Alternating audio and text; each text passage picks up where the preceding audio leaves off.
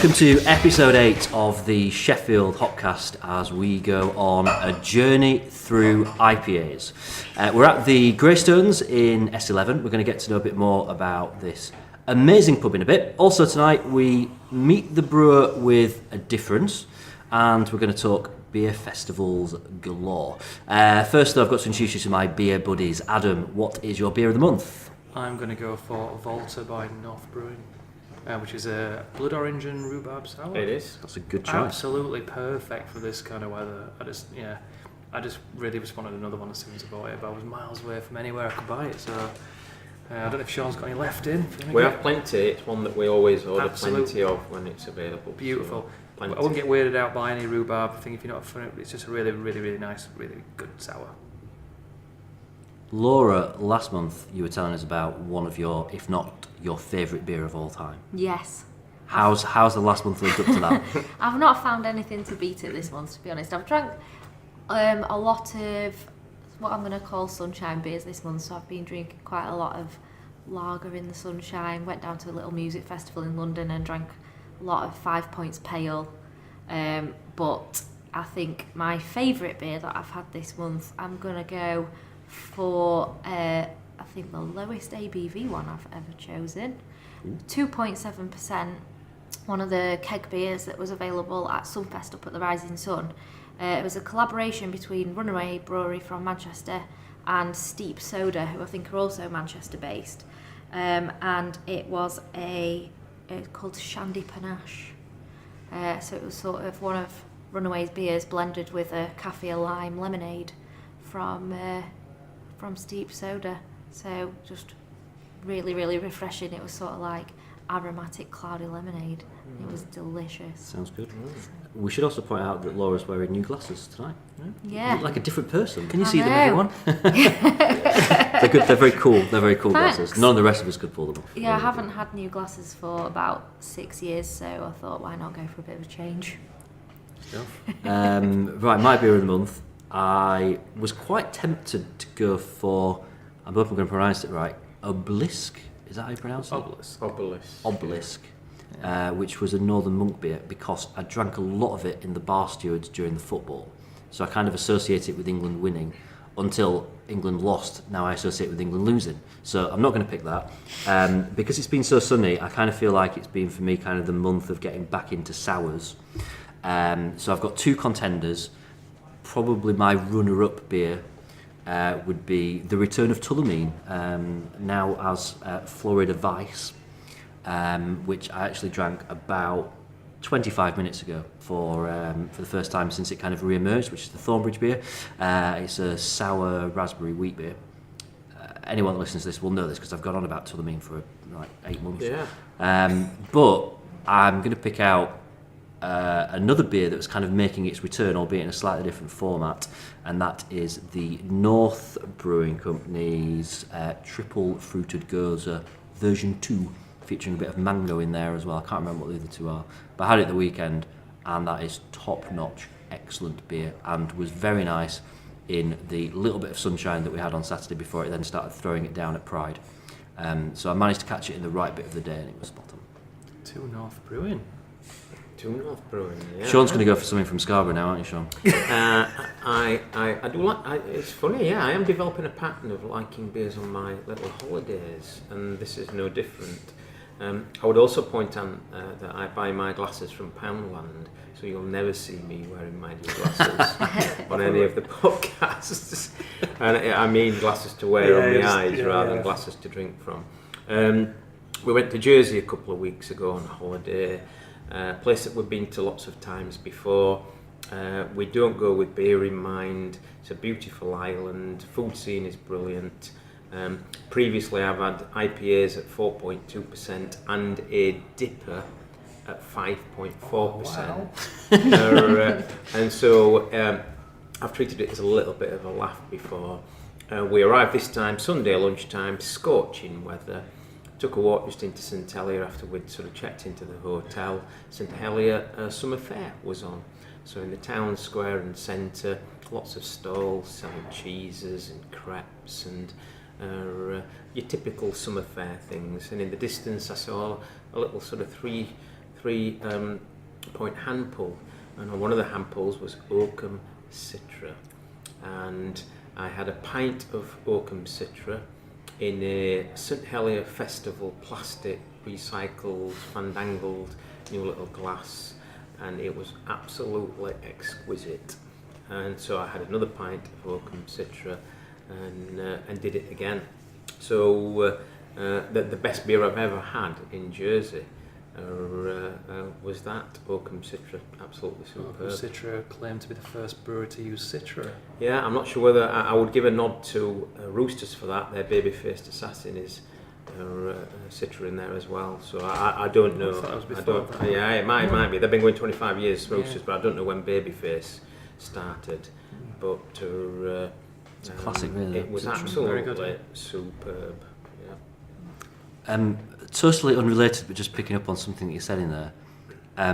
I'm going to set everyone some homework to think about before next month. This is the wrong time of the podcast to do this, but This while is I the remember to do homework, it. the beer of the month, isn't it? No, this is extra homework, right? Because this always bothers me. Because then you were talking about having it in a recycled plastic glass. Yes. You can't call a plastic glass a glass Oh, because it's excuse not me. made of glass. I'm not calling So it a cup. we now need to, between the four of us, we need to come up for the industry standard Right, word yeah, that's a nice for challenge. a glass that is actually made of plastic. And we can't just call it a plastic Okay. because that Plas- doesn't No, work. it's your homework. It's your homework. We've got a month. I We've know, got a but month. I'm a quick thinker. In the September I'll forget. Hopcast, we will put this one to bed. We will All come right, up yeah. with Oh, yeah, that's a good the idea. industry standard. We need breweries around the country to tweet us to acknowledge that they will follow this. Yeah. Pubs, clubs, everyone. So Particularly Oakham like started off football Citra, clubs and stuff you like that started have to this serve in one. plastic. Yeah? Yeah, we can do this. We've got this one. The Hopcast very name good. of that. Yeah. Could be our claim to fame. Get a TM on it, a trademark. Yeah. Yeah. Awesome. Do it. We mentioned then tonight it's our journey through IPAs because it is in fact today National IPA Day. Sounds like it's made up, but it's an actual thing. Well, someone made it up, Yeah, it's made obviously, somewhere, probably a brewery, but it is a thing. So we've got 4 IPAs that kind of take us through the very early days of it as a style right up to current day, Sean. Yes. Shall we discuss the 4 now briefly, or just kick off one at a let's time go and for let it develop as a surprise?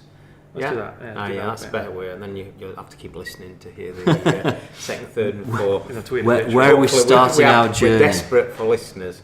So we are starting our journey in Barnsley, all right, via Worcestershire and a canal boat. So the first one that we're going to look at is from Geeves Brewery. Connections with Sheffield. Harry and Pete are the father and son brewing team at Starefoot in Barnsley, and Harry lives in Sheffield, is in and out of the Rutland regularly, and so is a well-known lad locally and a well-loved lad locally. The beer that we've got is their core beer. They started brewing in 2011. They did start brewing initially in a very small way, I think probably before a commercial sort of license granted, on a narrow boat around Worcestershire. And so some of their early beers have got canal boat links. This one is one of them. It's a traditional English IPA, 6%. It's called on the front a World IPA, and that's because despite being traditional English in style, i.e. fruity hops, but then a nice malty sort of backbone to it, we use English hops in there, Target, there's Columbus in there from the States, and Styrian Bobek from Slovenia as well. I just got the head up my nose then. There are three hops from 3 different countries to represent a bit more of a world feel. But 6%, it's called Fully Laden, and again that's a reference to a fully laden narrow boat. And yeah, originally on their labels they had the narrow boats and a boat coming down the canal, fully stocked with wares. Modernised and became more contemporary in terms of the labels a couple of years ago. So we thought this was an appropriate, it's a local angle to it, an appropriate starting point as a nod to the tradition of IPA. Okay, I don't know who wants to take this question, but there might be people that are listening that maybe they've drunk IPAs, they've drunk pale ales. They might not really know what makes an IPA different or where the origins of the phrase IPA comes from.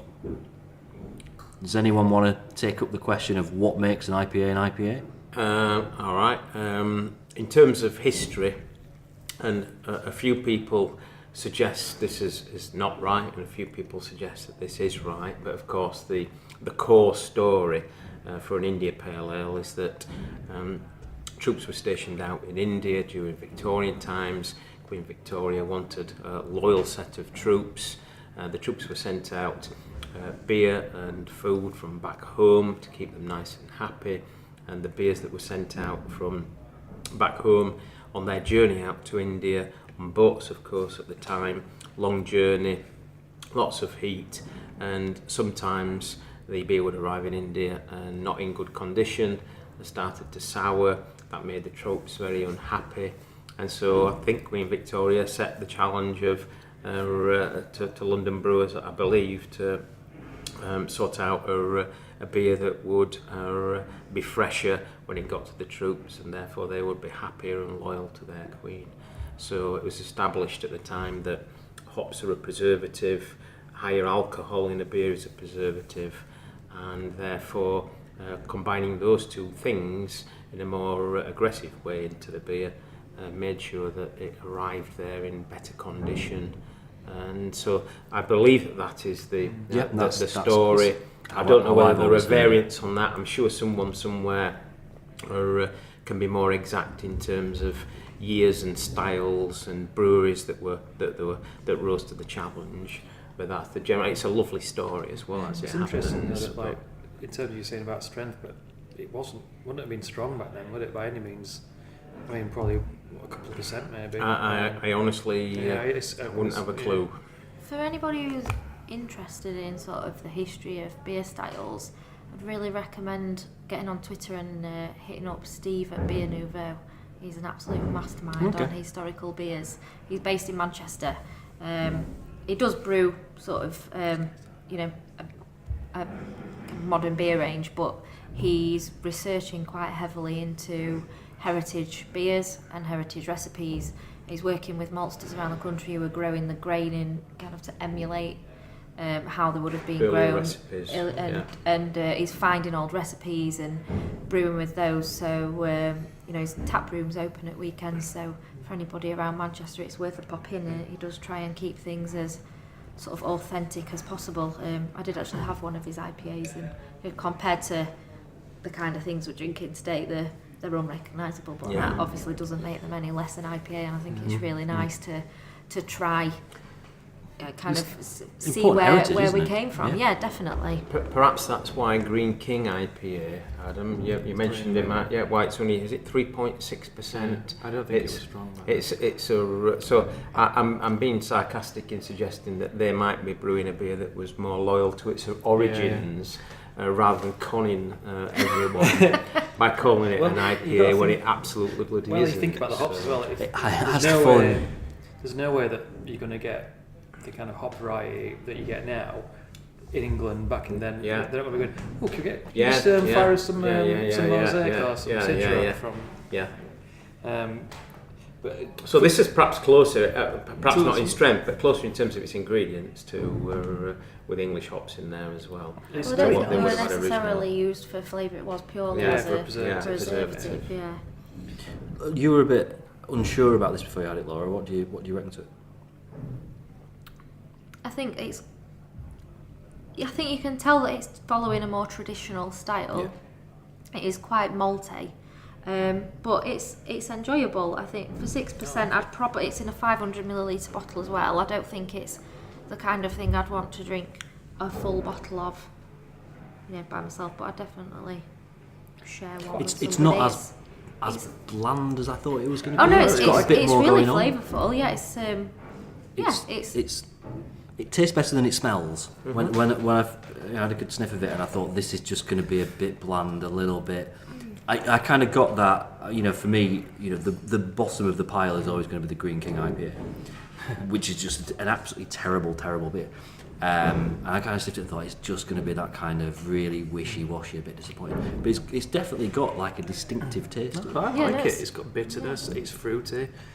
it's nice. I could smell it when you opened it as well, which is a good sign of some. I did. Yeah. When you said, "Oh, it smells nice," you whispered that. Maybe not right, but you whispered that. Nice. So I expected more of the aroma, and then didn't get that. Maybe when I smelt it. So I was then onto James's side of things. Maybe it was me that you, because I had to kind of power walk up the hill to get here, so I was a bit sweaty, and I think I drink that much beer now that I probably just sweat like hops. But I don't find it that it's not when you say it's malty. It's not like your dark IPA. Oh no. It's probably a similar colour to what Jaipur is going to be. It's clear. It's really balanced actually. It's whole leaf hops, and the brewery know that this is not a modern contemporary style. They would want that judged as the style it is, and so we're not really going to compare it with something juicy from New England or anything. It's got a really nice body to it. Saying that, I wouldn't put anybody off it who likes something like Jaipur or something kind of crisp and it's not that far off it in terms of its flavour profile. I'm more than happy to drink that again. I probably would do. Actually. Their Clear Cut is the most popular beer that we sell of theirs. That's a pale ale, and it's fantastic, particularly on cask. They have a pub in Wombwell, the Angler's Rest. That's their brewery tap. I'm fortunate to live just a couple of miles from there, so just occasionally pop in. And again, bottle conditioned, vegan friendly, unfined. For a smaller traditional brewery to be doing all that since they started, then something to be celebrated. To say it's Yeah, unfined. It's really well Nice conditioned clarity. in the bottle. It's got really good clarity to it. So. Yeah. Also, one of the few breweries that's very close to a roundabout that's had a song made about it. Correct. Which is There can't be quite many. an I would have achievement. thought. No, that's Yeah. probably true. Stairfoot roundabout. That's it. Does anyone else know of roundabout that's had a song named I after don't it? know what you're talking I about. think there's one. I think there's probably a few in Milton Keynes, because what else would you write songs about in Milton Keynes? You need to edit the song in so that Laura do can that. listen to this. All right, because I know the guy that did it. So right now Should we just take a step back we're going to first? insert. This is a clip of Stairfoot Roundabout by Dave Cherry. Have a listen.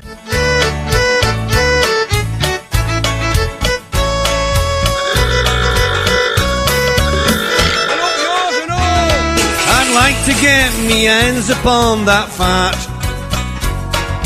cocked up that Stairfoot roundabout. Hey up, are we lady, you know? Hey up, look at her driving that four-wheel thing. Hey, is she doing anything? What about him? What about him there in that red estate? He's getting shaved, him. I've been round 9 times now. Just to kind of clarify, even though we're Sheffield Hopcast, I was born in Barnsley. You're from I was Barnsley. born in Barnsley. And Laura's about to reveal that she's not from surely Sheffield you've got either. family in Barnsley. Laura. I have got family in I Barnsley. knew you did. Yeah, I knew that. Every bugger's got family So in there you Barnsley, go. to be fair. So we talk about Stairfoot, which is like a little. I just think of Tesco. It's basically got an entrance to it, and the way in, it's got a really weird roundabout. Someone ruined. It's only famous because of the fact that the roundabout's always been terrible, and they rebuilt it with literally a lane that went straight through the middle of the roundabout for buses. That was never ever used. Yeah. Because it couldn't do, because the traffic on the roundabout had to stop for the bus to go through, and it backed up so far that the bus couldn't get through the other end. It was the worst design for a roundabout ever. And yeah, as you just heard, Dave Cherry, who's a relatively local legend, isn't he? Wrote a song about it. We've had to use the slightly edited version there. There's quite a bit of swearing in the original. But if that song shoots It's up on YouTube, this so if you this wanna month, charts, in the charts, then we know why. Dave Cherry's follow-up song, by the way, did include a little excerpt from a newsreader at Durn FM at the time, the local radio station, Yourself, who may well be sat round this table right Yeah, now, hellfire. with a made-up news story about Barnsley winning the European Cup. Right. Can we not play that clip though? You're not gonna insert that, I'm hoping yeah? it doesn't exist anywhere, No, to be no. honest. I'm hoping it doesn't exist anywhere. I'm waiting for Sean to go. That was you. We did win European Cup. No, I mean. Right, should we find out a little bit more then about our venue tonight at the Greystones? Adam, you caught up with the two guys who are kind of in charge of things at the moment earlier on. Yeah, we just chatted about kind of where it's situated, about Thornbridge's pubs, and a little bit about Peak Endra and kind of the events that you kind of come and see the Greystones. So yeah, listen in.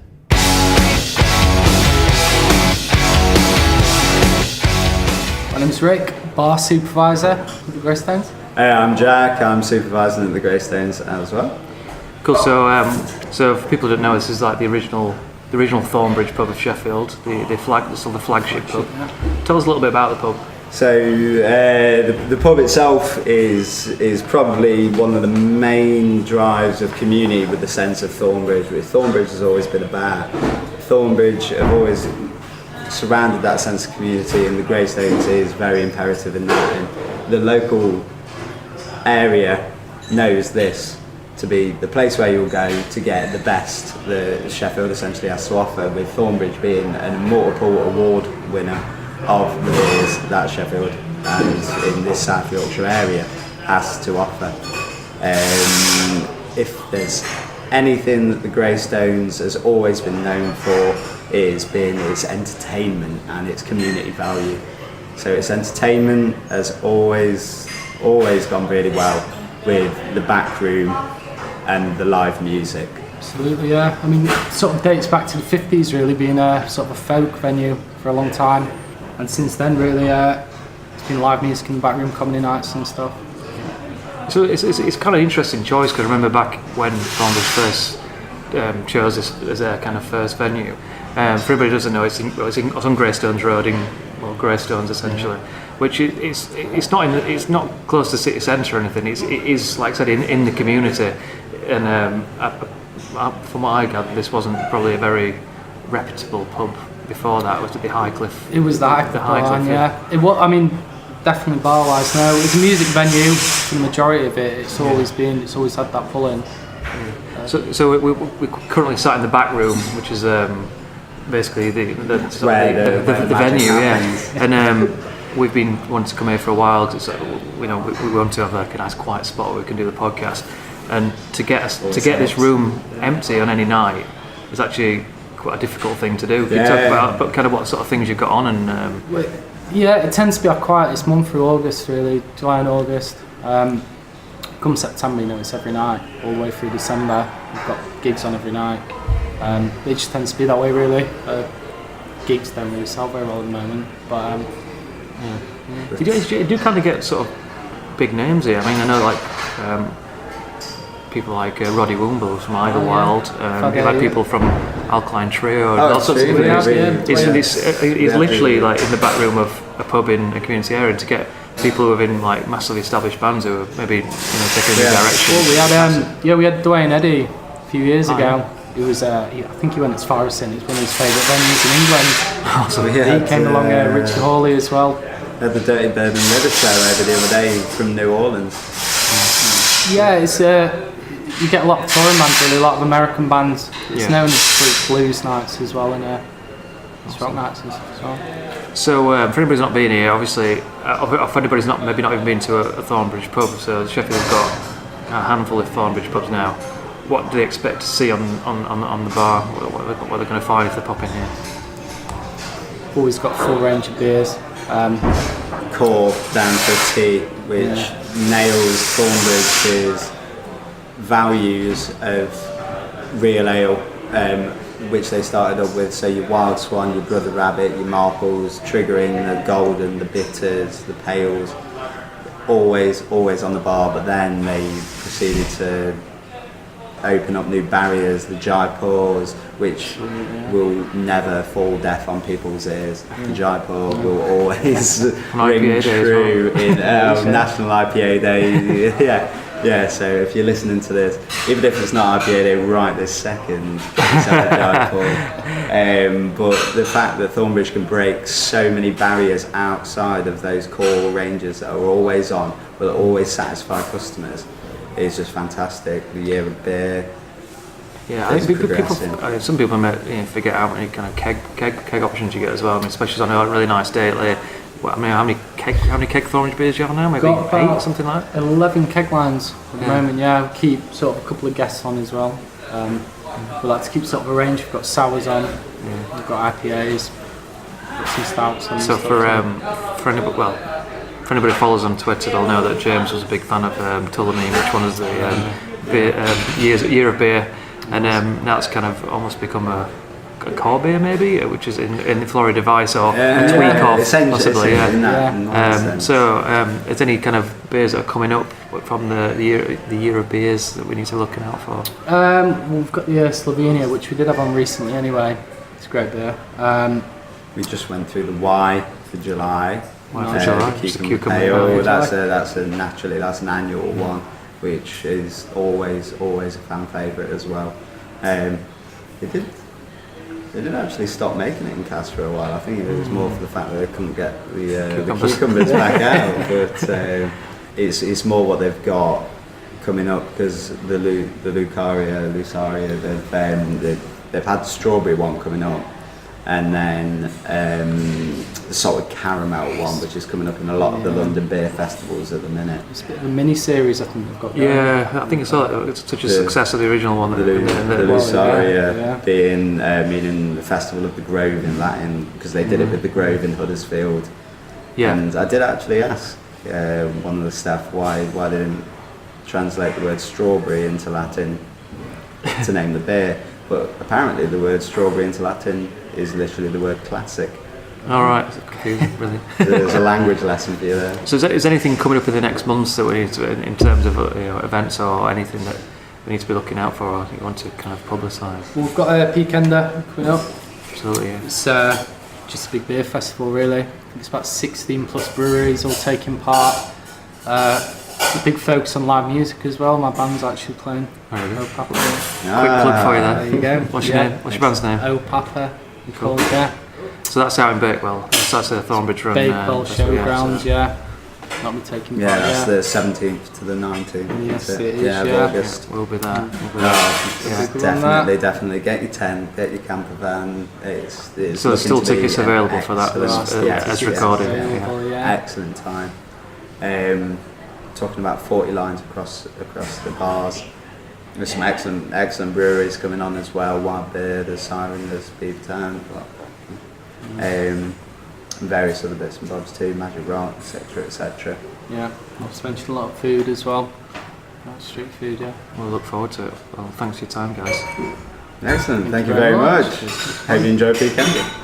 We will no doubt talk a little bit more about Peakender a bit later on, but thank you to Jack and Rick, who have been very good hosts for us here at the Greystones, which is it's not far from where I live. It's kind of one of my locals, but it is up a hell of a hill, so I don't get up here very often. But it's a cracking pub, and this is a pub that's got real history to it, hasn't it? Because it used to be, before I ever lived here, before Thornbridge ever came along, it was quite well known for being an absolute dive. It was like an awful pub, isn't it? Yeah. And it had various different kind of landlords who never managed to make a success of it, and it was kind of like a running joke about how just what an awful pub that it was. Yeah. And then Thornbridge came along and actually transformed it into something quite incredible in terms of its connection with its community. It is awesome. I was saying to James before, and correct me if this is wrong, and apologize, but I'm sure that when they took it over, they were one of the first pubs to actually kind of overrule a pub chain, in the sense that they said, no, we're putting our beers on, and I'm sure it was in the press at the time saying it was kind of the first place to be able to kind of say, essentially balls to you, we're putting our beers on, and it's kind of set a bit of a precedent of people actually challenging the people who own the pubs to not put Heineken on and etc. Speaking of Thornbridge, beer number 2. Beer number 2, and this is a nod perhaps. First one was a nod to the sort of heritage and traditions of an English IPA. This is a nod perhaps to the more modern sort of IPA scene, and is the very famous Thornbridge Jaipur.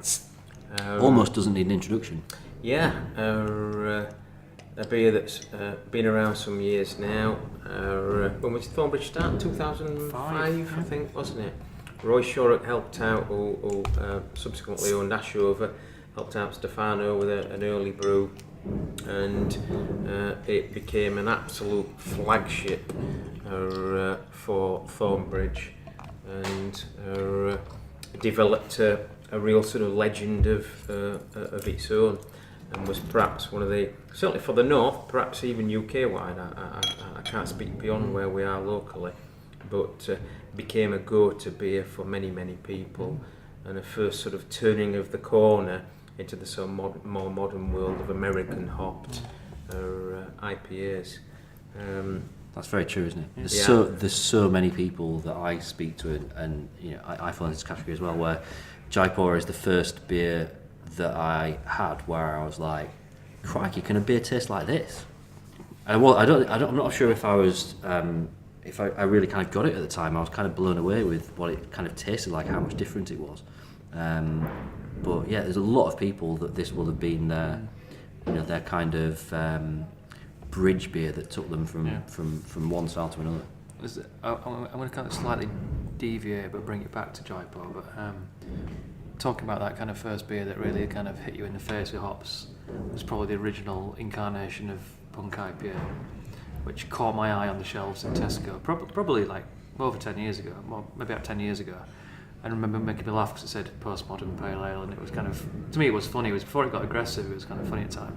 So then it was 6%, but who was the brewer who was brewing at Thornbridge 10 years ago? Martin Dickey, who was one of the co-founders of Brewdog. So and there's a big rumour about the recipes actually being very closely pretty much aligned.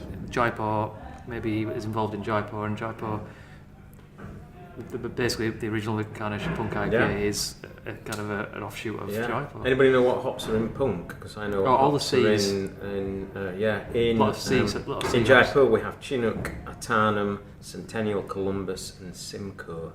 And again, contrary to the urban myth, the recipe has never changed. The brewery assure me that it has never changed for Jaipur. From day one for Jaipur. Just the bottle size. Yes, of course, the bottle size. And it's also a beer that they deliver in all formats, on cask, on keg, and in bottle.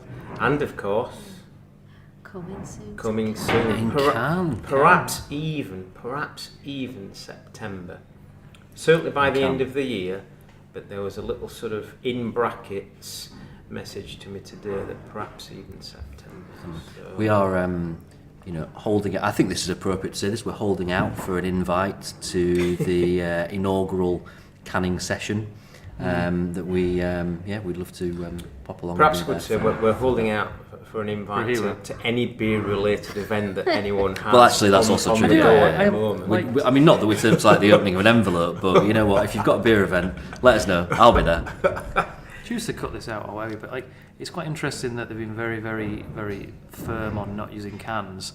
And even until a few weeks before the announcement, when me and James were there, they were very kind of like, oh no, we're never going to can, and this is why. And it was talking about their very superior bottling line. So it's interesting that dropped on, and it's a good. I think it's a good packaging thing, and we don't know what changes people's minds, but I can imagine what consistency and quality are mainstays, of course, of the brewery, and so they will have convinced themselves via whichever canning machine they're buying. And I was aware of the name of it a week ago, and I forgot for the moment. But they'll be happy that the oxygen level in there meets their exact requirements, because they're really driven on that score. Absolutely. It's probably a shame that we didn't go up there maybe just even a week or two after we did, because they were probably right in the middle of deciding that they'd found a way that would tick all the boxes. Because I guess we'd all probably believe that Thornbridge, the kind of brewery, they're not going to do something unless they're absolutely convinced that it is right and it is going to work for them. So, yeah. I'm looking forward to seeing the beer in cans. I think Jaipur's one thing, but Lucas in cans, I am very excited about. Yeah. It would have been better at the start of the summer. That was Jack with a bitchy comment. You've heard Jack earlier. Yeah, it is interesting because the four that have been announced, well, through the sort of, not actual cans, but the artwork is the Florida Vice and the Green Mountain, which is like their kind of 4% New England. 4.3 session pale. I think Green Mountain in cans will be really, really interesting because that's the kind of thing that, if you've got a train journey and you want to grab a beer for on the train, something like that that's not above 5% but it's got a lot of taste and it's in a can, so it's dead easy to have on a train. That is a good kind of when you're on the go beer. Yeah. I've just had a Green Mountain. It was my first beer when I came in here after trekking up the massive hill, and it was just the kind of beer that really hits the spot in that kind of Did you power walk it? No. James did say that his first taste of Florida Vice was maybe a little bit saltier than. It was. Yeah. I was like, it's a bit saltier. It's like, no, that's just your own sweat, James. And it's just your top lip. Yeah. That's true. I'm guessing we've all had Thornbridge on, every possible. I can't even imagine how many times I've had it. And I can't think there are many beers that I would say this about, but even now, it's still one of the few beers that I think is better on cask than anything else. Ooh, it's controversial. I think on keg it disappoints. It's out not of a bottle, 3-1 cask versus keg. Well, no, that I just think that if you've never tried it on both, forget about bottles just for now, but cask and keg, it's a different animal. Like it's just different. You get such a different kind of flavour profile from it, but equally, absolutely brilliant. Like if you get a good pint of cask Jaipur, it's virtually unbeatable. But if you sit at keg and you just fancy something a little bit warmer, you think, not beer warm, if it's a bit warmer and you're thinking I want something a bit more refreshing and carbonated, then Jaipur keg is beautiful. Yeah, perhaps as a... I always find it just a tad disappointing. I think it's because when I have Jaipur on cask, even now it brings back those memories of me just thinking, wow, what a good beer this is. Whereas I think there are better, in most places there can be better keg options available now. But I don't think you get much better cask beers than Jaipur. I think maybe on personal terms, because I have been drinking it for a hell of a long time, and I can remember when it was just, the bottling was the old brand, it was just, again, we were pre-big bottles, so when it was 330 mils before it became big bottles, when they did like Jaipur and Kipling, and I think back then, I think I preferred Kipling because it was like this New World Hop thing, and it was just like, whoa, this is like really like the flavour and the smell and everything. And that on cask is, at the time, I preferred Kipling. And the other way around, where if you have Kipling on keg, I think it's nowhere near as good as Jaipur. I'd agree with that. Yeah, like to the point where I won't say I dislike Kipling, but I would probably avoid it and go for something else. The best Thornbridge beer I've ever had was like individual single beer. At the first time me and Jim went up to the brewery, which was probably about 4.5-5 years ago, just went up for the day, went on a brewery tour, and when we got back to the bar, there was the Kipling that they'd bottled the day before, and it had been in the, literally come off the bottling line in the fridge, drank a bottle of that, and it was delicious. It was almost like, kind of like having a white wine spritzer or something like that, it was just so creepy and zingy and delicious, and it was really good. Even now, I can't think of another beer that tastes like Kipling. It has such a unique individual taste. It's a New sort Zealand of like a hop, style. Nelson's, yeah. Which is very difficult to get at the moment, and that's affected Kipling production dramatically. Right. Well, actually, that doesn't surprise me because the last couple I've not had optimum ones. Let's say fine beers, but it didn't taste the same. No. It's not no longer a core beer. If you're ever thirsty, there are two in the cellar. Oh. Interesting though that despite the world now being full of IPAs, Thornbridge brew more Jaipur now than they've ever done in their lifetime. Yeah, I can believe it. This week they've racked 200 casks. How many bottles do you think they've done of Jaipur just this week? We should know the answer to this. Just this week. We So probably do know the answer to this. Come on, hang on. Laura can have Right. I would expect Laura to beat you two. I'm going to in say... terms of intelligent Can I... guessing. Go on, I'm going to let you I'm go gonna first because you're going to be the furthest away. I'm going to go 300,000. 300,000. Okay. Who wants to go next? I've probably got a bit over there, but I think lower. I'm gonna go 180,000. 180,000. I was going to go lower than that. Go on then, Laura. I was going to go about 80,000.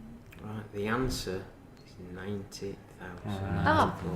Do you know what? I've just realised what I've made a You mistake. called it short. So superb work from Laura. Very, very well. Although not a shock, very embarrassing from. Well, I based it Adam. on. Were you thinking it was Friday? Pints. No, I based it on pints, but I converted that to bottles because they were saying they were doing about 70,000 pints. Anyone a day. fed up with this excuse? Yeah. Do we move on? No, you can let. So when I said 180, I mean 1,000, just 180. They have done that. So I was relatively close as well. So that's a good reason to guess higher. Like, I think I based 70,000 a day, right? No, but this was on pints. They said they did. I thought, the biggest beer, half it, take a bit more off. And I came and I thought, shit. Have you said well done, Laura, yet? Well done, Laura. Well done, Laura. Thank you. Also, weekends are coming up, so yeah, might be prepping for that. Yeah. Excuse for the. Before we go on to meet the brewer, I've got a bonus beer for us, which is actually made by our brewer. So far on the Hopcast, we've featured 7 different breweries now. Some of them big, some of them a bit more modest. This is definitely our smallest. This is Jim. Now he's going to be known to some as Dr. Tankenstein on Twitter. He's kind of a chemist, and he brews his own beer at home, and he makes some really amazing vlogs along the way as well. You'll hear in the next few minutes about, this is actually his award-winning Bandwagon IPA, which I've got a bottle of here. I don't know how strong it is because it's written on a little bit of masking tape on the bottle, which I will stick a photo of it on Twitter. So I managed to swipe a bottle of this before I left to add to our Journey Through IPAs. So we'll crack this open as you meet the doc. I'm Jim. I'm Dr. Tankenstein. I'm a home brewer, experimental home brewer. Got a site up where I kind of question the conventions of homebrewing. It seems like everybody has a set procedure to how to make beer at home, and I just kind of thought one day, can we improve that somehow? I'm a PhD chemist, so I enjoy kind of looking under the lid of things and figuring out how we can maybe tune stuff to improve it or just understand it, really. Okay, when I kind of think about home brewing, I kind of think about middle-aged man, maybe in slightly damp clothes in his cellar or kind of in a garage or something like that with, things with lots of plastic tubes dripping all over the place. We're in front of your setup on your kitchen table now. And I mean, I don't know if you can kind of paint the scene a little bit better than I can, because that kind of image that I've got is certainly not the case here, is it? Well, I mean, we've all got something to aspire to, One day, hopefully, I'll have the flat cap. But what I've got in front of me, or we have in front of us here, is basically a Dalek with a plug, basically. And, you shove your grain in, and out comes beer with a bit of fiddling. But, I mean, the cool thing about homebrewing nowadays is that you can go the plastic bucket route if you want, or you can go this route. I did it. My mate challenged me a while ago to make a batch of beer with no equipment for a tenner. And, you can do it. You can absolutely do it, on the day. Or you can be one of the cool guys and invest in a bit of kit if you like. So how did this all kind of start? How long ago and where did it kind of come from? Probably started brewing back in 2012. Very much the dragging stuff up and down the stairs situation then. Just sort of one day thought, why don't I make beer? And I wish I could tell you about my epiphany of what actually made me, head down to the brew shop, but I just basically wanted to make some beer. And then, being a chemist along the way, you do something once, you learn a little bit, you do something twice, you learn a little bit more. So basically, after I finished my PhD, I had a bit more time on my hands. I thought, you know what, I've been basically doing science in my kitchen for 4 or 5 years. Why not take it a little bit more seriously? Try and sort of use my skills as a scientist to maybe try to communicate what's going on in more detail to other people who may be interested, but may not have access to, I don't know, scientific papers and things like that, like I do. You mentioned obviously your Twitter name that people might know you better as, rather than Jim, as Dr. Tankenstein. That's the one. Now that kind of conjures up images of me of you kind of, you know, pouring all manner of crazy things into your kind of your steel tub and mixing it as green smoke comes out, and you're laughing hysterically at the mad results that are coming. I'm guessing that's not quite the case, but what do you kind of do, or what have you done in terms of the beers that you've made that have kind of made them a little bit different? Back in the day, when I started homebrewing in 2012, the beer landscape wasn't quite the same as it was today. So, I mean, doing something like putting honey in your beer was kind of like, you know, you couldn't really go down to the shop and get a honey beer. So, or, you know, a bit of lavender in an IPA or something was whoa, you know, that's crazy.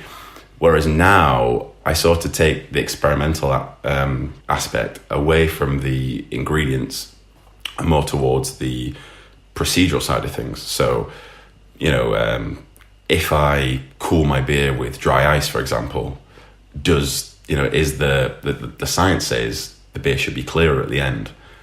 Is it going to be clearer at the end? You know, things like that. Let's do an experiment. What grain can I use to get the strongest possible head on my beer? And, you know, just testing things like that. Obviously, I don't do that every time. Sometimes I just want to make a batch of beer and be done with it. But that's the kind of thing, and that's the kind of stuff I put up on Twitter and on YouTube as well, is that kind of experimental side of things. Now you've kind of had a bit of recognition along the way, haven't you? Yeah, that's quite cool. Yeah, a while ago I entered a local homebrew competition and took a first place and a third place in two different categories, which is pretty cool because one of them was my kitchen sink IPA, where I literally raided my cupboard, saw what was in there. Okay, let's work with this then. What can I do with this? And yeah, it turned out a winner. Turned out decent. Wow. What about the opposite end of the scale? Because imagine you've had a few things that have maybe not come out so well. Anything that's kind of, you know, literally blown up? Well, look, you know what, I'm going to touch wood here because I've never had an explosion, but I have. When you open the bottle and you have to scoop something off the top of it to get the beer out, that's never a good sign. But those things are always going to happen. I think the real disasters is when, like you say, you know, you try and do something experimental and it doesn't quite come off. I mentioned earlier an experiment where I wanted to make the cheapest possible beer. Well, the cheapest possible yeast I could buy was wine yeast, so I threw that in instead. And I really would not recommend doing that. That doesn't sound so offensive, but once you get ready to drink a delicious looking beer, and it tastes like it did, it's not great. It doesn't sound great, though. No, it's. What beers that you've made do you kind of think of most fondly? What are the ones that you've enjoyed the most yourself? I have a beer that I've made probably 3 or 4 times now. It's a brown ale. I love brown ales. I know, listening to previous podcasts, you know, you may not be your favourite style, but so I have one that I call Brown 2. Right. Because it's the second brown ale recipe I ever wrote, and it's the only beer on a Sunday evening that my girlfriend's ever gone, go on, let's have another one. You know, go on, I know it's a school night, but let's crack another one. So yeah, I just really love the brown ale style, and obviously the one that won the competition, I call it my bandwagon IPA because historically I'm a real dark beer lover, but earlier in the year I had a beer called Hop City, and it just completely blew my mind. You know, I was like, right, okay, I'm on the bandwagon now. That's it. I'm gonna try to make one of these. You know, let's just admit it. This is my bandwagon IPA, and that's actually really, really good. I really like that one. I've got some stuff to make another batch actually. So. You mentioned obviously about the various kind of videos and stuff that you've done. Just tell us a little bit more about them, and maybe if there's anyone that's listening that's always kind of thought, yeah, I quite fancy having a go at homebrewing, but doesn't really know where to start. Would your kind of resources be helpful for them? Yeah, I think so. So it's YouTube, Dr. Tankenstein, I'm sure you'll link it up or something. And Twitter as well, at Dr. Tankenstein. So we have videos ranging from everything, really. I mean, I mentioned my Dalek I've got sat on the counter here. We've got, a review of that. I've got how to bottle your beer easier, because nobody likes bottling their beer. Straight through to, your first 1 gallon batch. What do you need? What consideration should you take? As well as the £10 brew one. Because it can seem daunting.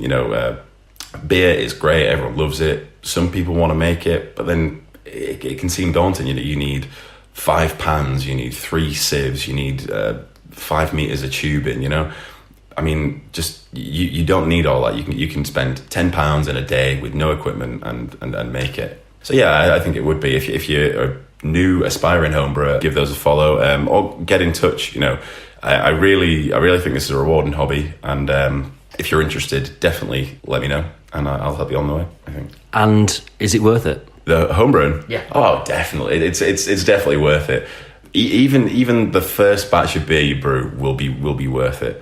The beer nowadays commercially is so good, but there's nothing quite like when you first reach out the fridge, crack that first beer. Hopefully it doesn't explode, and that first sip is so rewarding. It's just great.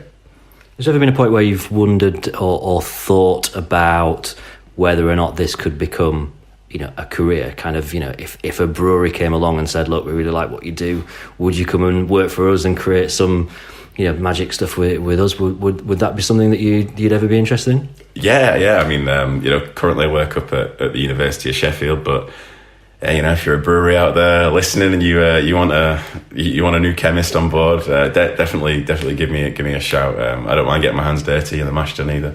Brilliant. Thank you very much. Thanks.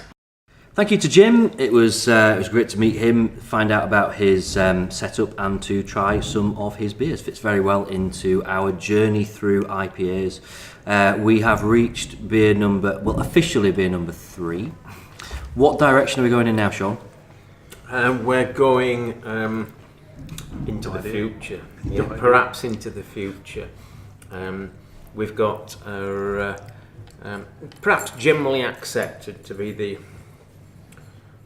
Is wacky the right word to describe them, or challenging, or dangerous? Any other suggestions for Omnipollo? Experimental. More sensible. Outside the US. Yeah, we have a recent IPA variant of theirs, vanilla flipping burger fries. Flipping's in it. You're not trying to stifle this swear. That wasn't a short word for fucking. Vanilla. Here's me playing the edited version of Dave Cherry's Step at Roundabout song, vanilla, and then fuck it, Sean flying in with the F-bomb. Vanilla flipping burger fries, India Pale Ale, 6.5%. It's called Hilmer, and they did a first release of this probably 2 months ago. And then more of it has arrived in the UK just over the last 2-3 weeks. They just and so, on the beach. Yeah, again perhaps the urban myth is that there are burgers and fries in here along with the vanilla. I've tried it. We'll see whether any of you pick up any burgers and fries. Well, I've no idea whether there are any burgers and fries in there, to be honest. But I'd like it with a burger and fries. I could do it. I'm not eating yet, so that's nice. I've heard people say that it was definitely actually made with burgers and fries thrown in, and then you kind of think about it and think that can't be true. It's pleasant, but to be honest, I'm not tasting anything exceptional. I'm not really even getting much vanilla. It says there's lactose in it, but it's not. It's a nice, pretty balanced IPA. It's quite dull on the Get a little bit of vanilla. I'm getting a bit of vanilla, a bit of softness to it. It's not anywhere near as outrageous as I was expecting it to be. With a name like that. So yeah, I agree. Very enjoyable. I don't know if very solid softness from the vanilla. It is quite soft. But with a name like that, or perhaps a lineup like that on the label, you'd perhaps expect something a little bit more. I get the vanilla. I just don't know if it actually fits around the rest of what's going on flavour-wise. It All all just seems a bit... You know, the beer's just trying to be clever rather than actually really thinking through if these flavours are going to work together. This one, I don't know. There's something in it that's a not bit bad. jarring, like it's like in the kind of final third, like it kind of hits you. It's a bit like it's not metallic, but it's just something that's a bit. I don't know. Maybe that's It's not unpleasant. It's just a bit abnormal. It's maybe the frying pan. It's a frying pan. Yeah. It's what's it Too called? much olive oil. What's it called? Teflon. Yeah. It's Teflon. Maybe Compared- actually, it's like right at the front of your mouth, you get like a sort of Yeah. kind of It's not unpleasant. It's just not. yeah, what a I bit of a want. twang. Yeah. It's softer than the other two beers. But it's soft. It has got a real gentleness to it for a 6.5% beer Much as well. more expensive than the other two beers You're as trying well, to of say- course. Yeah. Is that an importing thing? I love that it. Means, that I love means it, we, Sean. yeah, we should I deserve actually bloody more love from something that is nearly twice the price of something else. So I'm glad that the feedback that we've just done there in the last couple of minutes matches up with what I thought of it 2 or 3 weeks ago. Had it and thought, well, would I pay between £5 and £6 for that and be happy at the end Look at of what it? it is that. And I mean, they make beers that my top 3 beers in the world, but I'm not convinced that one's. The more I drink of anywhere it, near. the more I think it's all right. Yeah. Yeah. But the less flavour I get from it, the more I drink Yeah. it. Yeah. It's just kind of fading now into just being just a fairly pleasant thing to drink. If I paid £6 for a bottle of that, I'd probably be a bit pissed off. Yeah, I would. Yeah, the things that kind of jarred me when I first drank it, are like a softening. But you're right, it's becoming just something. I'm getting the vanilla a bit more now. I'm getting more bitterness than what I got the bitterness to begin I with. think it splits the vanilla and bitterness cleverly, actually, within a millisecond on your it tongue. You probably can feel does. softness Probably and does. bitterness. So Yeah, that's it perhaps a does. clever thing from a brewing point of view. It's really It soft does to do something start, clever. doesn't it? It's just not enough, and it becomes ultimately quite unspectacular. But I think if it was a different brewery that had done it, it might be a slightly different reaction. But because it's Omnipollo, because they are always going to be that bit more expensive, you do expect something a bit more from them.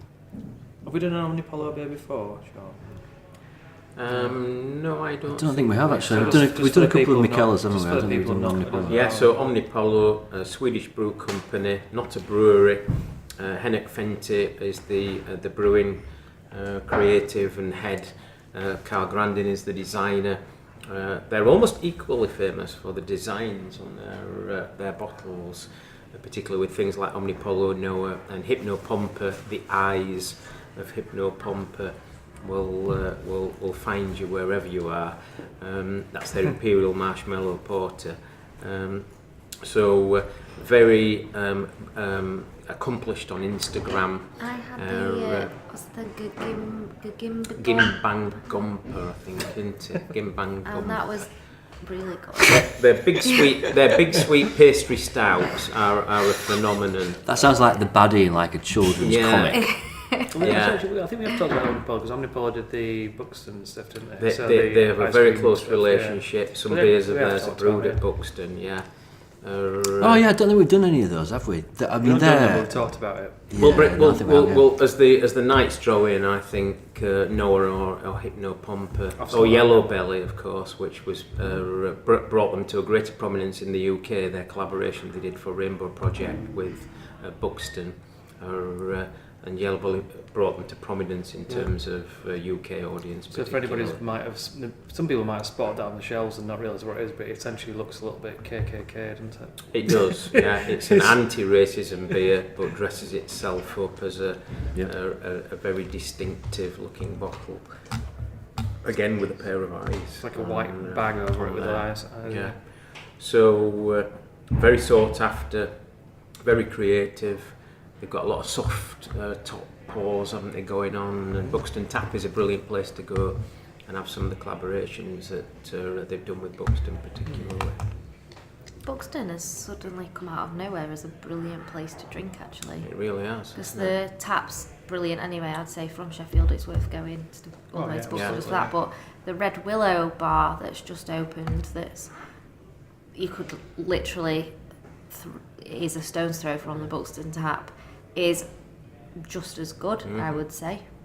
Buxton have got a tap at the brewery as well now, I think, they haven't they? I've not made it really, actually. Nice little bottle shop there, Beer District. Yeah, Beer District is great. I think it's something you have to, it's a session based, isn't it? So you can't just rock up, I don't think. Yes, it is. Yeah. And Titanic have a pub there, I believe. The Cheshire Cheese, that's a nice pub as well. Yeah. Is it Buxton that do the beers with the soft pour, the the ice cream soft pour? Yeah, so there are a number do it, Omnipollo as well, but you can get a lot of theirs with the soft. I always think they're like the little icon, and it looks a little bit like the dog shit. It does.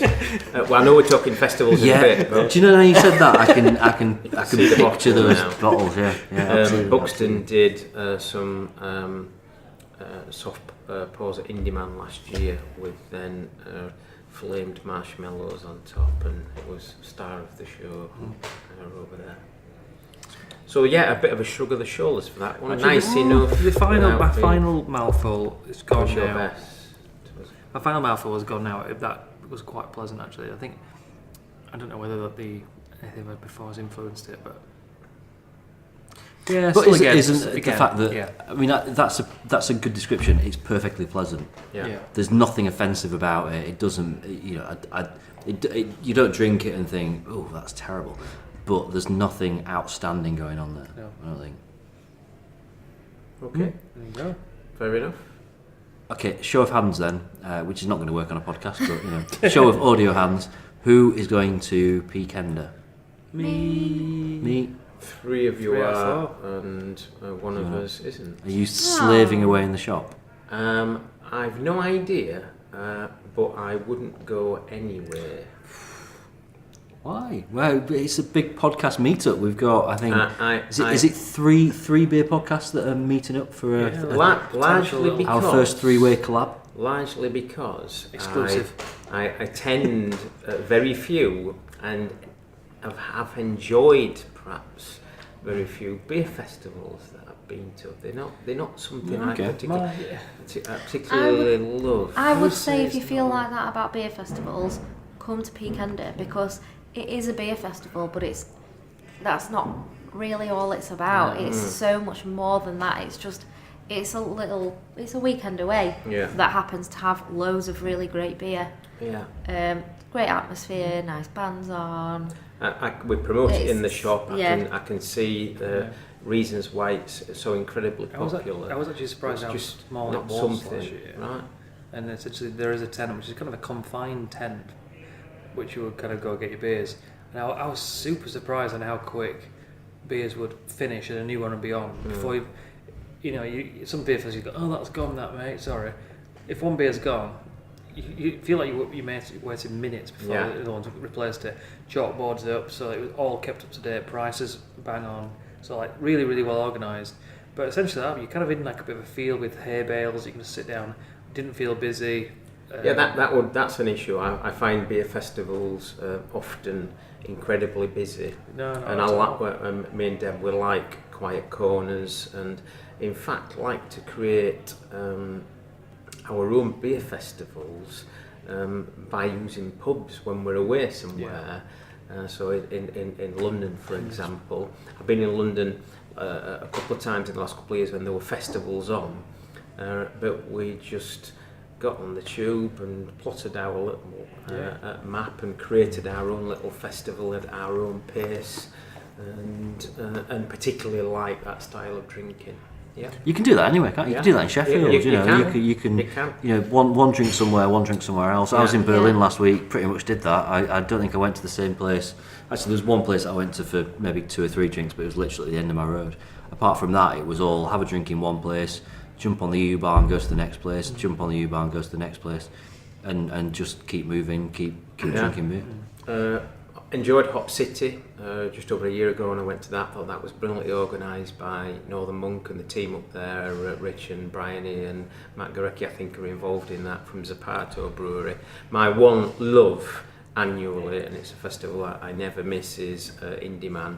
at Manchester. So Trade Day on the Friday is an annual event that I am already looking forward to and quite excited. See, I've applied for tickets. Don't know if I'm going to get them yet. I had a year off in demand last year because the year before I went to 3 sessions and it was just overkill. It was just too much, and I really didn't miss it last year. And Would you look forward to going back this year? Well, we weren't bothered this year until we found out that Torside. Yeah. We all know how much I love Torside. Torside are going to be there on the Saturday and the Sunday, and Jim and I brewed a collaboration with them. We did a main batch as an Abbeydale Brewery collaboration, which was a heavily hop pale. But then on their small kit while we were there, we did a collab through the blog. So there's a Torside Mash Tun and Meow collaboration that is just going into bottles. I think it went in last week, so I don't think it's quite on release yet.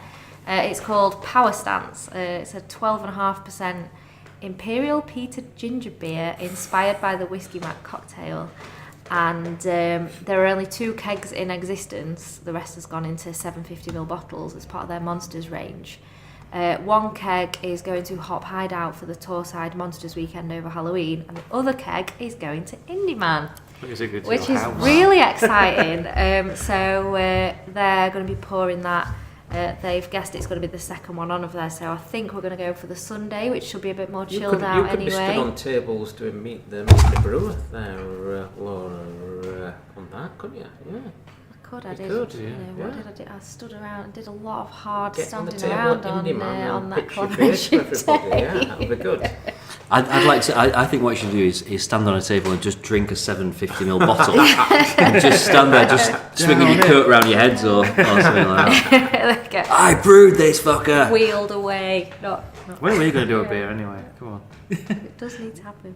But yeah, so sorry, there's a bit of a cheeky plug there that went completely off topic. But yeah, I think I am going to go to Indie Man on the Sunday this year to go say hi to my favourite people at Torside and drink some beer that I helped to make. And to your beer. Yeah. Torside generally are one of the best priced breweries when it comes to bottles, aren't they? Because they are really, really well priced.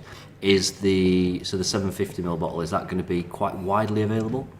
I'm not sure, to be honest. I don't I will be emailing them in the morning and taking Laura's revelation there. But yeah, it's the Monsters range are the ones that go into 750ml, so they're their Imperial beers. They do the Monsters in 330s as well. Oh, do they? Yeah, they do. I think I think they're still super well priced. I think everything they do is really well priced.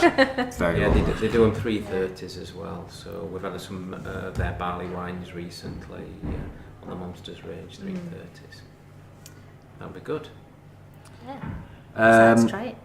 So we've done. Oh, we need to talk about Funkfest as well. Tell us about Funkfest. Sell Funkfest to us. Okay. This is Laura's. Laura's podcast of selling. Putting my Abbeydale Brewery hat on for a minute. We are opening the brewery up over August Bank Holiday weekend, just for the Saturday and Sunday. It's not something we do very often. It's a production brewery first and foremost. We don't have a tap room or anything like that. But we are really keen to kind of share what we're about and where we are and exactly what we do and how we do it with people a bit more widely. So last year we had the first ever event in the brewery in May, which was part of a crowdfund campaign. Went really, really well. Was so well received. Absolutely blown away by how people kind of just absolutely got what we were trying to do. They didn't mind that it's not the most pleasant of buildings, it's just in an industrial unit, it's not like a shiny tap room in the slightest.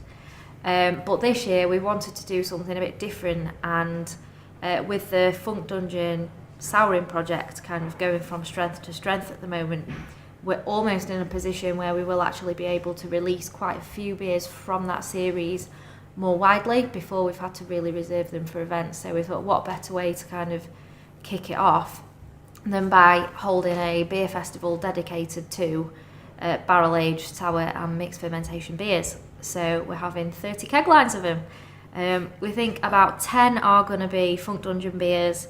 The rest are, we've decided to stick just with the UK. Got a couple of beers from Thornbridge, and then other than that we've got sort of leading producers in that kind of field. So Chorlton's been a big one, we've done a collaboration with them. we're launching our collaboration with Yeasty Boys, which has been mega exciting for us to do. That's a mixed fermentation Weizen, tasting delicious at the moment. We've got Red Church, they've sent us a beer, Little Earth Project, so kind of a lot of the names that are really renowned, and we're kind of, you know, putting our beers alongside them because we genuinely believe we've got something going that can, you know, can prove that we're up there with them. It's a really exciting kind of segment of the industry, I think, at the minute with the growth of wild ales, and really, really excited about the lineup and to share that kind of thing with the people of Sheffield. I believe it's the first beer festival of this kind outside of London in the UK ever, as far as we're aware. But we also really want to encourage, you know, people who don't like sour and wild beer, you know, please come down anyway, by all means. You know, we'll be offering tasters and things for people to see what they think. But first and foremost, we are opening the brewery. We want people to come down, have a look round. You'll have Moonshine Tank, Heathen Tank, both pouring straight from the tank, so there'll be plenty of beer to refresh you in between the sours, or if you just want to drink them and come and have a look round and a chat to us, then come and do that too. So yeah, that's 25th, 26th of August. So beer festival here to Sean, has that sold it to you? I'll be away that week. It's a bank holiday. You've got to take here when you've got Monday off with the shop shut. Then it's extra long lie-in, you see. So I'll be hitting things hard Sunday night somewhere. Okay, fair enough. So Sean, so far on our journey, I would have done, of course. Of course. So we've just done the future. What comes after the future? We've gone for a Verdant beer to finish. It's IPA day, but we have gone for a dipper, double IPA to finish. And whilst IPAs are all over the place, it now seems that dippers are all over the place as well. So the suggestion perhaps nowadays that the dipper has become the IPA from 10 years ago, the sort of flashy type that is much sought after and much devoured and much enjoyed. So I think double IPAs have become what the IPA was perhaps 10 years ago, the present, and what the future will bring, whether triple IPAs can quite be drinkable enough. Dippers do tend to be very drinkable, particularly juicy New England style. So whether this is the end point in terms of sort of mass consumption, triple IPAs surely can't ever become so easily drinking that they become a mass beer. Can't wait. We did sell a quadruple once, Hop Crack from Moylan's in California, I think they are. But I think dippers have, and that's just a point for discussion, dippers have become very normal and very casual and are no longer a big shock and big surprise. They are the when you talk about hype beers and beers that are kind of all that at the moment, like dippers are foremost in that kind of category, aren't they? And I probably fall into that sort of category of buying a lot of that style of beer. There's not, I mean, you'll know this, Sean, that it's not very often that you'll have something new by Verdant in, and I'm not the first person on Twitter saying, save me one of those. Because I've over the last certainly 12 months really sort of loved the stuff that's coming out that's kind of 7, 8, 9% but doesn't taste it, and just has so much character going on and so much taste going on in it. I think there's a return to Verdant because there are things happening there just in fact today that are very relevant to Verdant. Perhaps though a nod to Cloudwater in particular, who I think perhaps could be in the UK certainly can be identified as the main brewery that has driven the modern sort of dipper rage, and their original V series that they did, V1, V2, V3 and so on. What did they get to? About 13 I think, wasn't it? So everyone sort of tends to look back who's into double IPAs and has a favourite V series, and that was incredibly successful for Cloudwater. They moved away from that, of course, and now have more standalone dippers reflecting the hops and the character of the actual beer. But I think a definite nod required. The United States, of course, is again perhaps where everything began in terms of double IPAs, but Cloudwater have led the way in the UK certainly. In returning back to Verdant, we've both just shared a can between two of us and a can between two, so 2 cans between 4. Both cans were very highly carbonated. And dropped off. And it's not. Why is it? I don't really get. It's not really a proper head, is it? It's carbonation. kind of like a fairy liquid sort yeah. of. It's exactly like fairy It liquid. has.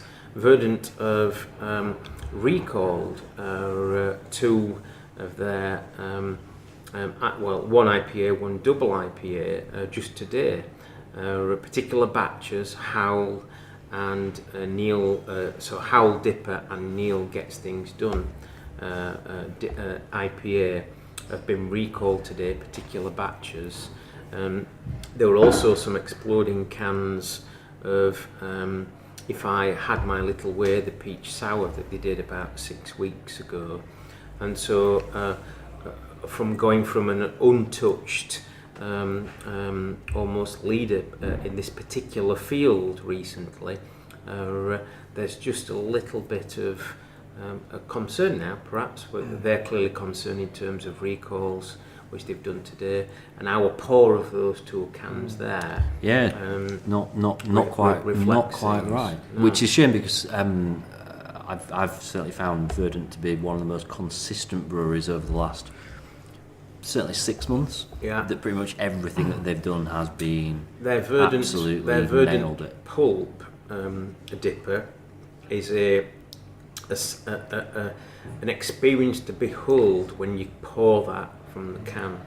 There's no carbonation, it's thick, it's almost got an oily texture to it.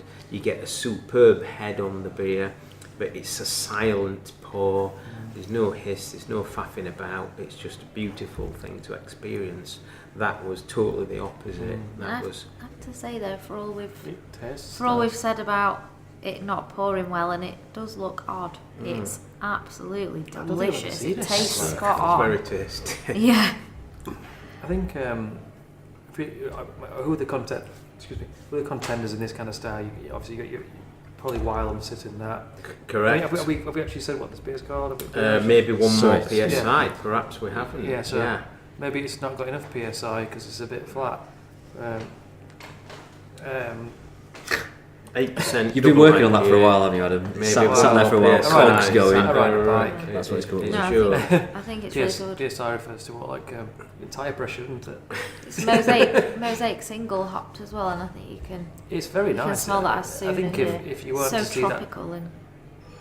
I've never seen a head like that. It's No, like I've bubbly. No. It's light and bubbly, like almost. Yeah. Like It's not. cooked It's Yeah. it's definitely. I this is kind of like the second variation on this, and I had this a few months ago. The first time it came out, and it wasn't. I had no issue with the head at all. No. That time, it was fairly a standard sort of Verdant. It poured well. The head was good. Everything about it was spot on. So they've But are they an example of a brewery that have grown so fast that maybe they can't keep up with how popular they are? Yeah, I'm not sure how much they have grown in terms of how many people they've got working from. I think they're based in Falmouth, of course, in Cornwall. I think they're still a tiny operation. Do a remarkable job to get their beers out across the UK in terms of getting them distributed, but they're still a small operation in that sense, and so I think probably I could be completely barking up the wrong tree here, but obviously with us having an unusually prolonged spell of hot weather, I have been very conscious of having any cans of beer that I've got in the cupboard rather than in the fridge. Because I have noticed when I know I'm not looking after them, I've been trying to keep them cool wherever possible. But I do wonder if that's kind of extended to, for a brewery like Verdant that's obviously very committed to canning, and that's their main output, if they've got their processes totally dialed in to slightly different climate than what we've had, that may have had. The reason for This recall kind on of those effect two on the today That's a great Falmouth, point. South Coast, was continued fermentation inside the can on the two that we've withdrawn today. Right. And I believe on the fruit sour again, there's secondary fermentation in the can, which has made those pop previously. See that? I mean, that came out a while ago, didn't it, the peach? Because I had About that 6 weeks probably, ago. Probably Yeah, about 6 weeks a ago. while ago. Yeah. And the one I had was fine. And No these- issues with it. yeah, but we that had- was we had probably four, before yeah. the weather went the way that We it had went. 4 though with customers at home, and they exploded at home. Right, Some of right. those were in fridges as well. So. I mean, you have to be confident when you're packaging a beer into can that it's near as damn finish fermenting. Yeah. And I think if you're not, you shouldn't be packaging it. Yeah. To be honest, but I can't really imagine that's, like I said, Verdant have got everything so Superbly done so yeah, far, yeah. that it does seem odd. So Yeah. it's just a theory, like I say, I'm not. It's just It's an interesting point, though. It's a really interesting kind point. of on the dipper and the modern dipper, and talking about Verdant, and I would say that if you've not heard of Verdant, but you maybe have heard of Cloudwater, then you're kind of in the same ballpark. If you've heard of Cloudwater, you've not heard of Wylam, you're kind of going to expect the same kind of Daya, I'd put. Daya as well. Yeah, absolutely. Yeah. Daya, absolutely. Similar kind of ballpark, but I mean, we're going back 6 months ago, and I was shouting about maybe not being convinced about the style. Very much being convinced by certain ones, and Verdant is not a one that I've not always been pulled towards. And I know it's almost probably it's probably the opinion of against the opinion, the general opinion. What's people's thoughts on doing what Verdant do, which is very kind of bespoke beers, generally that sort of strength, and what Cloudwater moved to, and essentially doing a series of a small, a pale, an IPA and a dipper within the same range, which I've found very, very good personally, because I would never kind of gravitate towards the heavy ones, but if I go somewhere in the middle, I'd be very interested to kind of progress sideways, and whether that's going down strength, because thinking that's a beautiful hop, because essentially they're just kind of changing the hops a little bit, aren't they? Thinking, I want to see what that's like at a 2%. I want to see what that's like from a 5.5 to a 6.5. And I always find that Verdant kind of consistently going very heavy, and it just personally doesn't attract. Yeah, I mean, they've done the sour. I'd love to see them do a dark beer. I know Daya have done dark beers as well. So I think breweries that have an all-round ability, and I think we're talking about dippers. The new dippers are the 2.9 and 2.8% pales. That these have done themselves as well. What was the Truckee, absolutely outstanding Truckee, I thought. The Cloudwater Smalls have all been outstanding so far. I've not had any exceptions on those. So I think they're almost the next trick. There seems to be a steer towards lower ABV stuff being the new star of the show. Thornbridge bringing out the Big Easy that I've just had an hour or two ago. There seems to be a shift now perhaps towards showing ability at that level as well. It seems like it's a skill to hold into. I wonder whether or not nowadays for people, certainly for someone like me, it's not necessarily about strength, it's just about damn good beer. I don't really care whether it's 8% or whether it's 2.8% really. If it's good, then I'll absolutely I'll lap murder it. And Cloudwater's an example of a brewery who can do a 2.7% beer and a 9.7% beer extremely well, and I can enjoy them both just as much. Mm-hmm. So you find that the higher strength thing sometimes a bit more cloying and a bit more kind of and to have something that's like the 2%, even like I really love the Cloudwater Pale series, so like is that 5.5% maybe? Yeah, 5.5. And it's still kind of, I think that's affordable. Yeah. You feel like if you want something really like special or something maybe swampy, you'll pay maybe £6 for it. But if you want to come under the £5 mark, you can still get something really, really tasty. But the £3.50 kind of rough price for the small, I think it's worth every penny sometimes. And it's not just going for Cloudwater. the micro machine. Oh, the Magic Rock. That was super. Beautiful. Absolutely super. I wasn't convinced on my first one, but I had a couple more cans. No, and I've had it on keg, and like as more, and it was actually Northern Monk collaboration as well. Once it's you're right. It's just like you said. It's about good beer. If you can get that at 2.5%, and it's not about getting drunk. It's about just enjoying something. The Shandy Panache that I picked at the beginning, that's 2.7%, and it's just, it's nice when you find a beer that's drinkable that you actually could drink all day, and you're not going to end up in an absolute mess by the end of it. We should also note, perhaps as well, that the Dipper Rage has reached Sheffield as well, of course. So Abbeydale have done a fantastic job with their Deliverance. Two have you done now, Deliverance? Two Laura. Deliverances and the Nelson. I love the Nelson Sauvin even more. I slightly upped it to a 9. I thought that was fantastic, and I also enjoyed a half in the sunshine outside their brewery. I would admit, so the context was nice, but the Sentinel Double IPA, it's good. Or fresh on there again, I thought was absolutely fantastic. So. Sheffield is in there and punching hard in terms of this style of beer, definite. In terms of we don't really touch on news things, but it's interesting to see that the Sentinel, quite a lot of the core range Sentinels move into an actual certified gluten-free as well. Yeah, it is. Which personally I've known that they do it to a gluten-free standard. Yeah, and you could, just not if you wanted to risk it, you could have that Dipper. Yeah. But it's nice that they've moved a couple of beers to Pivo and ZDF have been certified. And I think some other ones are moving towards that. So very good. Yeah, it doesn't change what the beer tastes like, and it's good that someone's doing that as well. So I just feel like it's really nice that the beer industry just gets ever more inclusive in terms of the beers that it's making, the people it's employing, the message that it's putting out, and it's really nice to see that expanding into more awareness of things like gluten-free and vegan beers have been increasing for at least a few years, but it's becoming the norm now. I would say a vegan friendly beer, and I don't think gluten-free will go the same way because it's a lot more difficult to achieve from a production perspective, but it is good that if you do have a gluten intolerance, you're getting a much better choice. It's not sort of like the only beer on the bar and you've got to have it even if it's a bit naff.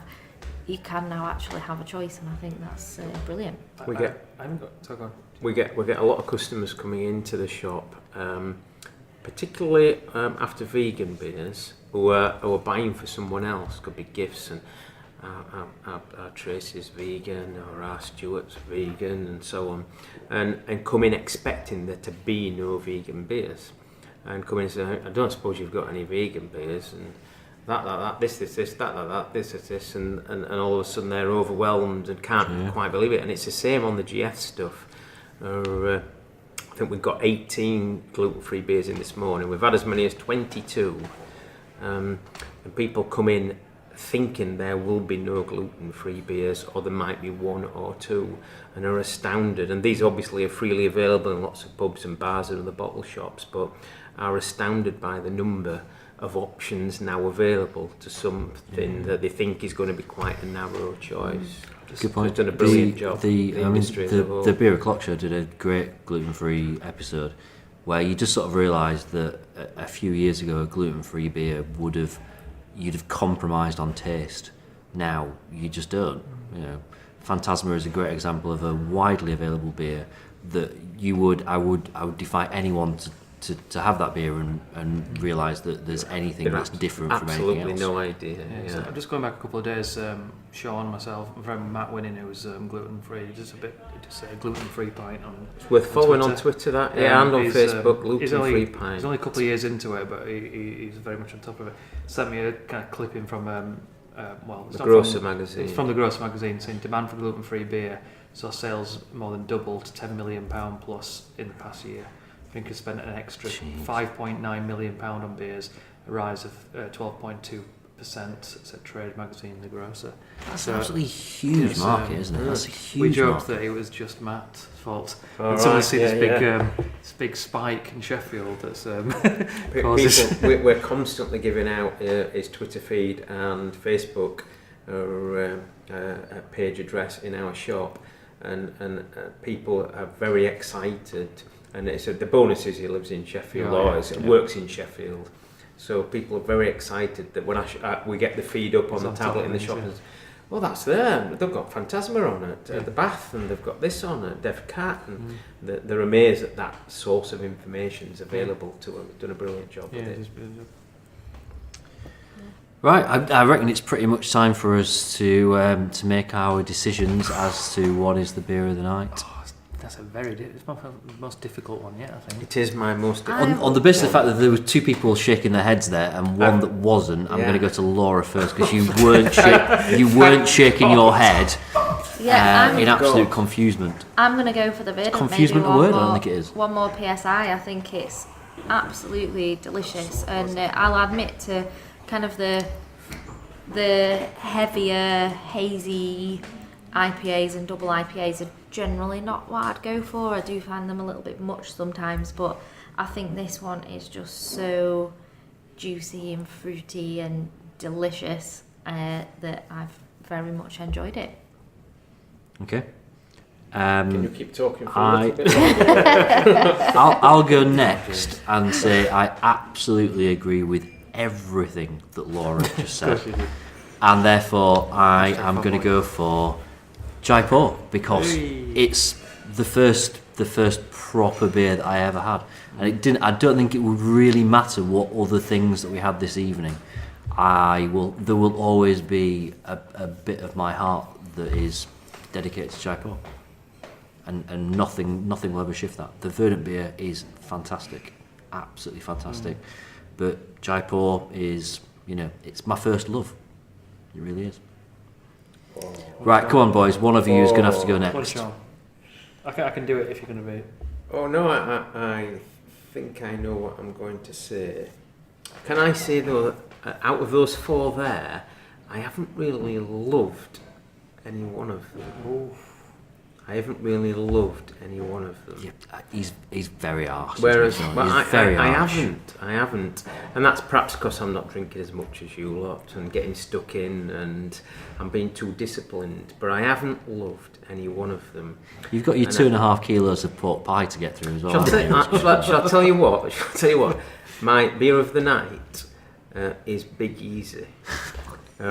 Which is very unfair. You can't go for It's very unfair. I enjoy it, but it's perhaps because of the context. For everyone that's listening, of course, I don't live in Sheffield and I am driving tonight, so I've been only on tasters. The Big Easy was the beer tonight that I could get stuck into, and poured the full bottle out and shifted it rather quickly. But that would be unfair to go down that route. So amazingly, I'm going to go with a beer that I didn't particularly enjoy as a younger beer drinker, which is Jaipur. I did much prefer Kipling at the time as a toss-up between the two, and found Jaipur to be too floral, and I used to say too sherbety. I used to get a lot of sherbet sort of dip off Jaipur, which I now realise I perhaps should have got and enjoyed, but I didn't particularly enjoy it at the time. But out of those four tonight, if I got to drink another one immediately now, it would be Jaipur. Oh, you left me with it, haven't you? I could level it, couldn't I? You could make it a draw. I'm not going to actually. I was really surprised by the Geeves one, and I thought it was really, really, really good. And I would definitely drink it again, and be happy to drink more of it. But then to move to Jaipur, which I kind of feel like it's probably been influenced by a little bit. We said it's traditional. Maybe it's to do with like where its background and the brewery background, and it's big, old school, big 500ml bottles. But you just really can't beat Jaipur on its day. You can't beat it. And I think people know my thoughts about a high dipper, and the Omnipollo, I think, just a little bit confused. And to drink a slightly lower percentage Jaipur after the Geeves one, I know, like, yes, that's what that's supposed to taste like. Or I think that's kind of where it is. And I think it's just understanding what a bloody good classic, a modern classic IPA should taste like. Does anyone know what Adam's picking? Jaipur it is. While you were talking there, Adam, yeah. So you thought I was going to sway back to this, didn't you? I did actually. But actually, out of those 4, I think Jaipur tastes exactly as it should. Yeah. I think that from Geeves tastes exactly as it should. I'm not sure that the Omnipollo vanilla flipping burger fries. I mean, I don't know if there's an industry standard for that. Yeah, I know, but in terms of my mentality, it does sound like you're swearing every time. I'm not quite flipping hell. I'm not quite sure whether that really does have an identity, proper identity, and I don't think there may be one more PSI there, based particularly on the polo. Not quite. In exactly the outstanding condition that it perhaps might have been, and it's only come into the shop, certainly that in the last week or so, but not quite. If it was pulp, I think I would be pulp all day. So I think pulp's a great beer. But it just comes back to the fact that Jaipur is, there's no bells, there's no whistles, it's not a hype beer, it doesn't try to be anything particularly clever. It's just a damn good beer. I think what it comes to, like talking about what is an IPA, and we're saying that it comes from. It seems to now it could be anything. We didn't even talk about what you said. It's like how America took it, which go down there and it's almost come back. But end of the day, is if you come back to something, you drink it, you know. When you drink it, you know what it is. And I think Jaipur sums that up. I think it's basically you drink that and you go. That is it. That is what it is. Yeah. I think I would say in terms of a drink for National IPA Day. That's very appropriate. I'm pleased Jaipur was one. Yeah. Very worthy. There we go. Right, okay, before we go, can you remember what your homework is? To decide what the plastic This is excellent homework, actually, James.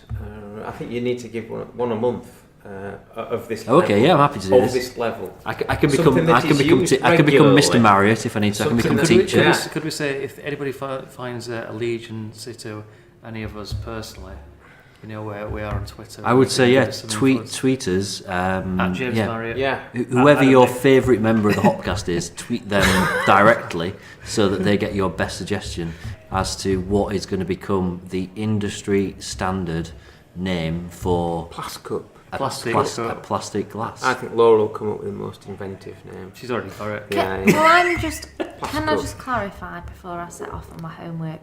Are we talking about a flimsy plastic cup that you get at a festival? No. Or are we talking about something that looks like a proper glass but it's actually made out of plastic? See, I think unfortunately we're talking about both. So any kind of you get good glasses, you get bad glasses.